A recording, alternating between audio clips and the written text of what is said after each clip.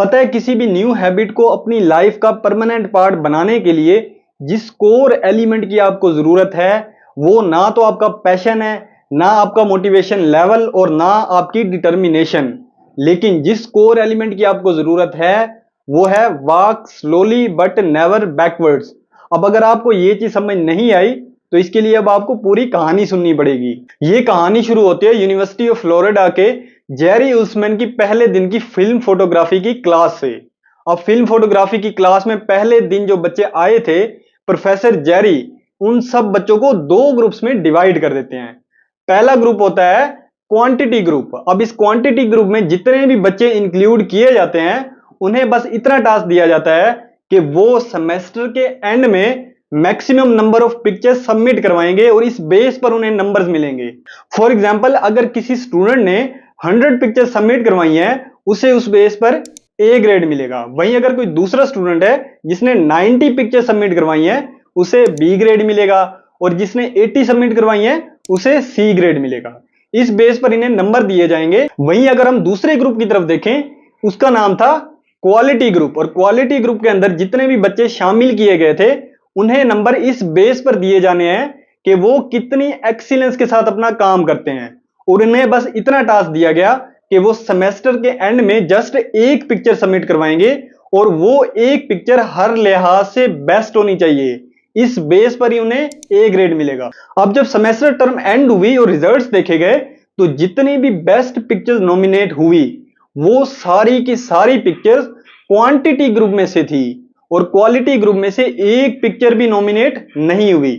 अब ऐसा क्यों? इसके पीछे रीजन सिंपल सी है। क्वांटिटी ग्रुप के बच्चों ने सैकड़ों पिक्चर्स बनाने के प्रोसेस में अपनी स्किल को मास्टर कर लिया। वहीं दूसरी तरफ क्वालिटी ग्रुप के बच्चों ने जस्ट अपना बेस्ट देने के चक्कर में थ्योरीज ही पढ़ते रहे, डिफरेंट एंगल से कैसे पिक्चर लेनी है, किस लाइटिंग कंडीशंस में पिक्चर लेनी है, और इस वजह से at the end of semester उनके पास अपनी अनवेरिफाइड थ्योरीज और एक मीडियोकर पिक्चर दिखाने के सिवा कुछ भी नहीं था। अब अगर मैं आपको बिल्कुल सिंपलीफाई करके बताऊं तो दुनिया में दो ही तरह के लोग होते हैं। नंबर 1 वो जो एक्शन लेते हैं और नंबर 2 वो जो मोशन में रहना पसंद करते हैं। अब मोशन में रहने से मुराद क्या है? वो लोग जो डिफरेंट स्ट्रेटेजीज बनाते हैं, न्यू प्लानिंग करते हैं और नई चीजें सीखते हैं। अब बेशक ये सब चीजें सुनने में बहुत अच्छी लगती हैं और वर्थ इट भी हैं, लेकिन अनफॉर्चुनेटली इनमें से कोई भी चीज आपको रिजल्ट्स प्रोड्यूस करके नहीं देती। वहीं दूसरी तरफ एक्शन आपको हमेशा रिजल्ट्स प्रोड्यूस करके देता है।